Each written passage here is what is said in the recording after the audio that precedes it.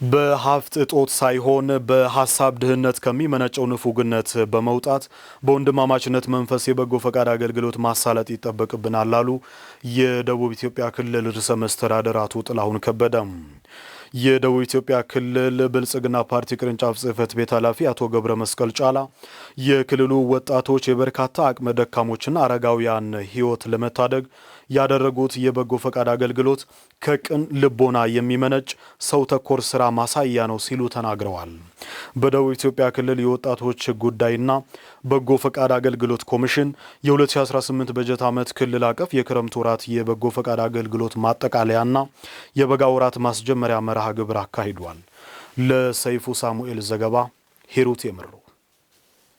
ባሳለፍነው ክረምት ወራት በተከናወኑ በርካታ በጎ ፍቃድ ተግባራት መካከል ድጋፍ ለሚሹ ለአቅመ ደካማ አረጋውያን የመኖሪያ ቤት ገንብቶ መስጠትን ጨምሮ ወላጅና አሳዳጊ ላጡ ህጻናትን በቋሚነት መደገፍ፣ በደም እጦት ሳቢያ የሚሞቱ ዜጎችን ህይወት የመታደግ ስራዎች እንደተከናወኑ በመድረኩ ተገልጿል። የደቡብ ኢትዮጵያ ክልል ርዕሰ መስተዳድር አቶ ጥላሁን ከበደ በመድረኩ እንደገለጹት ያለንን እምቅ አቅም በሚገባ በመጠቀም የበጎነት ስራ አስቦና አቅዶ መስራት ያስፈልጋል ነው ያሉት። በተፈጥሮ የበለጸገ ክልል ነው ደቡብ ኢትዮጵያ። እጅግ በጣም በርካታ ተፈጥሮ ጸጋ አለ፣ የሰው ኃይልም አቅም አለ። ግን ይሄ ጸጋ እያለ ሰው ኃይል እያለ ግን እኛ ለምንድን ነው የድህነት ተምሳሌት ምን ሆነው? የብልጽግና ተምሳሌት መሆን አለብን። የምንሰራቸው ስራዎች ሁሉ የሰው ህይወት የሚቀይሩ መሆን አለባቸው። የምንተገብራቸው፣ የምናቅዳቸው፣ የምናልማቸው፣ የምንከታተላቸው ተግባራት ሁሉ ሰው ተኮር ለሰው። ለዚህ ነው የአብይ ኮሚቴ ሰብሳቢ ፓርቲ ጽሕፈት ቤት ኃላፊ መሆን አለበት። ተግባራትን በፓርቲ በአደረጃጀት ቀጣይነት እንዲኖር ማድረግ አለብን። የደቡብ ኢትዮጵያ ክልል የመንግስት ዋና ተጠሪ አቶ ገብረ መስቀል ጫላ በበኩላቸው የክልሉ ወጣቶች ድጋፍ ለሚሹ ወገኖች በመድረስ ያደረጉት መልካምነት የብልጽግና ፓርቲ ሰው ተኮር ፓርቲ መሆኑን ገልጦ ያሳየ ነው ብለዋል። ከቁጥር ባሻገር የእናቶችን እንባ ያበስንበት፣ የአቅመ ደካማ ማሳ የታረሰበት፣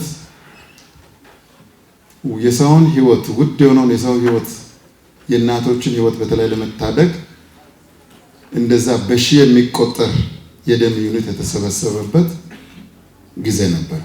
ስለዚህ ብልጽግና ፓርቲ ሰው ተኮር ፓርቲ ነው።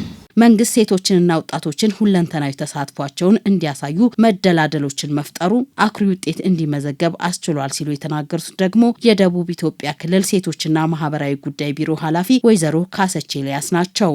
መንግስት የወጣቶችና የሴቶችን ሁለንተናዊ ተሳታፊነትና ተጠቃሚነት ለማሳደግ ወጣቶችና ሴቶች ይበጀናል በሚሏቸው አደረጃጀቶች እንዲደራጁ ምቹ ሁኔታ ከመፍጠር ባሻገር የተለያዩ የተሳትፎ መድረኮችን በማዘጋጀት ዲሞክራሲያዊ መብታቸውን ከማጎልበታቸው በላይ ለራሳቸው ሆነ ለወገናቸው በሚጠቅሙ እንደ በጎ ፈቃድ አገልግሎት መስኮች በመሳተፍ የዜግነት ግዴታቸውን እንዲወጡ መደላድሎችን ሲፈጥር ቆይቷል። የክልሉ ወጣቶች ጉዳይና በጎ ፈቃድ አገልግሎት ኮሚሽን ኮሚሽነር ማርቆስ ማቴዎስ በበጋ ወራት በጎ ፈቃድ አገልግሎት ወቅት ድንበር ተሻጋሪ በጎ ፈቃድ ስራን ጨምሮ የሚከናወኑ ከ780 ሺህ በላይ ወጣቶች እንደሚሳተፉ ተናግረዋል። በእኛ ክልል ወሰን ተሻጋሪ በጎ ፈቃድ አገልግሎት እንደሚታወቀው ደቡብ ኢትዮጵያ ክልል 32 ማንነት ያለበት ነው። ስለዚህ 32 ማንነት ያለበት አብሮነትን የሚያጎለብቱ ስራዎች በመሰራት አለባቸው ብለን አንዱ የእቅዳችን አካል ነው። እኛም በበጋ ወራት በ18 ስምሪት መስኮች ከ780 ሺህ በላይ ወጣቶች ሴቶችን በማሳተፍ በጋ ወራት በጎ ፈቃድ አገልግሎት እናከናውናለን ብለን አቅደናል። የመድረኩ ተሳታፊዎች በበኩላቸው በጎ ፈቃድ አገልግሎትን ቀጣይነት ለማረጋገጥ የበኩላቸውን እንደሚወጡ አስታውቀዋል። መቸገር የአንዱን ቤተሰብ ችግር ሌላው የመጋራት ነውና ቁልፍ ነገሩ በጥሩ ሁኔታ ነፍስንም የማዳን ስራ በስፋት ይሰራል። የሰውንም ደስታ በሰፊው የምትመለስበት ነገር ነውና በጣም ደስ የሚል ተግባር ነው የበጎነት ስራ። ዛሬ ስተን ከሰጠንማ ከአሳ ውስጥ የወጣ ከውሃ ውስጥ የወጣ አሳ ነው የሚሆኑብን። ስለዚህ የላቸውም ከኋላ የላቸውም።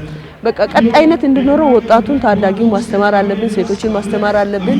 ከሌለችም ቆንጥረን ተካፍለን መብላት ተካፍለን መልበስ እንዳለብን ማስተማር አለ ባህል ማድረግ አለብን ብዬ ነው ማምነው። ክረምቱን እንደጨረስነው የበጋ እቅድ አቅርበናል። ተግባር ላይ ነን አሁን ያለ ነው ማለት ነው። እያንዳንዱ ሰው በእያንዳንዱ ቀበሌ ላይ የትኛውም አካላት ከዛ ከተረጂነት ወጥቶ በራሱ እንዲኖር አሁን ያደረገን ያለ ነው ምንድነው ዶሮ መስጠት በገስጠን መስጠት ይሄን ጀምረናል። ባሳለፍነው የክረምት ወራት በጎ ፍቃድ አገልግሎት ስራ ላይ የተሻለ ውጤት ላስመዘገቡ ዞኖች ከተማ አስተዳደሮችን ጨምሮ በበጎ ስራ አሻራቸውን ላኖሩ የክልሉ ቢሮዎች እውቅና ተሰጥቷቸዋል። የፖሊስ አባላት የህዝብን ሰላምና ደህንነት ከማስጠበቅ ጎን ለጎን በተለያዩ ገቢ ማመንጫ ዘርፎች ውጤታማ ለመሆን ራሳቸውን በሙያ ለማብቃት መጣር እንዳለባቸው የደቡብ ኢትዮጵያ ክልል ፖሊስ ኮሚሽን ኮሚሽነር ፍስሐ ጋረደው አሳሰቡ።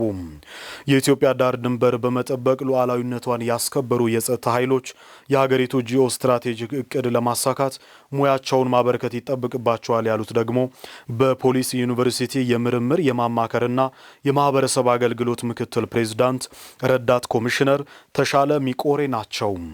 በደቡብ ኢትዮጵያ ክልል ወላይታ ሶዶ ከተማ ከኩስመና ወደ ታደሰ ቁመና በሚል ለፖሊስ አባላት ሲሰጥ የቆየው ስልጠና ተጠናቋል። ትዕግስት ክፍል ያሰናዳችውን ዘገባ እድገት እስራኤል እንደሚከተለው ያቀርበዋል። በደቡብ ኢትዮጵያ ክልል በጂኦ ስትራቴጂካዊ ኩስምና ወደ ታደሰ ቁመና በሚል መሪ ሐሳብ ለፖሊስ አባላትና ለአመራሮች በተከታታይ ለ3 ቀናት ሲሰጥ የነበረው ስልጠና የተጠናቀቀ ሲሆን ከስልጠናው ማጠቃለያ በኋላ ሰልጣኞች የአንድ ማዕከል አገልግሎትና በወላይታ ሶዶ ከተማ እየተሰራ ያለውን የልማት ስራ ጉብኝት አድርገዋል። የደቡብ ኢትዮጵያ ክልል ፖሊስ ኮሚሽን ኮሚሽነር ፍስሐ ጋረደው በዚህ ወቅት እንዳሉት ፖሊስ የህዝብ ሰላምና ደህንነት ከመጠበቅ ጎን ለጎን ከኩስምና ወደ ታደሰ ቁመና ለማውጣት መስራትና ውጤታማ ለመሆን ጥረት ማድረግ ያስፈልጋል። እየቻልን ያልቻልን እንድንመስል ያደረገን ኩስምና እያለን የሌለን አርገን ራሳችን አምነን እንድንቀበል ያደረገ ኩስምና መረዳትን ወይም በተረጆች እጅ ያለ ፍላጎትን ተስፋ እያረግን እኛ ውስጥ ያለውን አቅም ቀብረን የቆየንበት ታሪክ መቀየር አለበት። ረጆች በምንም አይነት ተአምር ያለ ምክንያት ረርቶ አያውቁ ነው። ፍሪላንስ እንደሚባለው የሚሰጡህን ነገር ሁሉ የሚሰጡት ቀንበራቸው ስር ለመኖርህ እርግጠኛ ሲሆኑ ነው። ከዚህ ቀንበር አያመልጥም ብለው ነው። እኛ በህይወት እንድንኖር እንድንሻሻል እነሱ እንድንፎካከር አይደለም የሚሰጡት። እንዳንሞት እንዳንድን በእርዳታ ምክንያት የሚመጣውን ባርነት ተቀብለን እንድንኖር ነው። ሰው ይሄ ቁጭት መውለዱን የሚያሳዩ ምልክቶች አሉ። እንቀየራለን ስንል በውስጥ አቅማችን ነው። ከፈጣሪ በታች የውስጥ አቅማችን እኛን የሌሎች ባሪያ እንዳንሆን ማድረግ እንደሚችል ይሄ ሲምፕሊ ማሳያ ነው። ስለዚህ ተመልሰን ስንሄድ በእያንዳንዳችን ውስጥ ያለ አቅም ተሞክሮ በሁሉም ዘርፍ ተያይዘን ከኩስምና እንድንላቀቅ ወደሚያደርግ ተግባር እንዲቀየር ጥረት ማድረግ አለባችሁ። የኢትዮጵያ ዳር ድንበርን የሚጠብቁት የመከላከያ ሰራዊትና የጸጥታ ኃይሎች ከፖሊስ ጋር በመሆን የሀገራችን ሉዓላዊነት ለማስጠበቅ የውስጥ ሰላሟን የማረጋጋትና የመጠበቅ ስራ መስራት እንዳለበት የተናገሩት የፖሊስ ዩኒቨርሲቲ የምርምር የማማከርና የማህበረሰብ አገልግሎት ምክትል ፕሬዝዳንት ረዳት ኮሚሽነር ተሻለ ሚቆሬ ናቸው። ስልጠናው በእርግጠኝነት ስሜትን የሚነካ ነው። ግን ዝም ብሎ ይሄ ስሜታዊ ነገር አይመስለኝም። በውስጥ ገብቶ የተቀረቀረ አይነት ነገር ነው እየገነፈለ እየወጣ የነበረው። ይሄ እንዲሆን ነው የሚፈለገው። ሰራዊቱ በዚህ አይነት ሁኔታ የአገራችንን የሁሉ የኢትዮጵያን ዳር ድንበር የሚጠብቀው መከላከያ ሰራዊት፣ ሌሎች የጸጥታ ኃይላት፣ ፖሊሶች በጋራ አገራችንን ጂኦ ስትራቴጂክ ቁመናዋን ከፍ ከሚያደርጉ ነገሮች አንዱ የውስጥ ሰላሟን ማረጋጋትና መጠበቅ ስለሆነ በዚህ ጉዳይ ትልቅ ኃላፊነት እንዳለን አውቀን የሚገባንን እንድናበረክት ለሀገራችን መክፈል የሚገባንን ሁሉ እንድንከፍል የሚያዘጋጅ ስልጠና ነው። በ3 ቀናት የተከታተሉት ስልጠና የሀገራችን ሰላምና ጸጥታ ለማስጠበቅ የሚያስችል አቅም ያገኙበት እንደሆነ ሰልጣኞች ተናግረዋል። ከስልጠናው ላይ በርካታ ጠቃሚ የሆኑ ትምህርቶችን አግኝተናል። ስልጠናው በቂ ግንዛቤ ያገኘንበት ሀገር የያዘችውን እቅድ ለማሳካት ሀገር ለእድገት እያደረገች ያለው ጥረት ላይ እኛም እንደ ፖሊስ የራሳችንን ሚና መወጣት ያለብንን ጠንካራ የሆነ በቂ ትምህርት ያገኘንበት ስልጠና ነው ብዬ ነው ማስበው።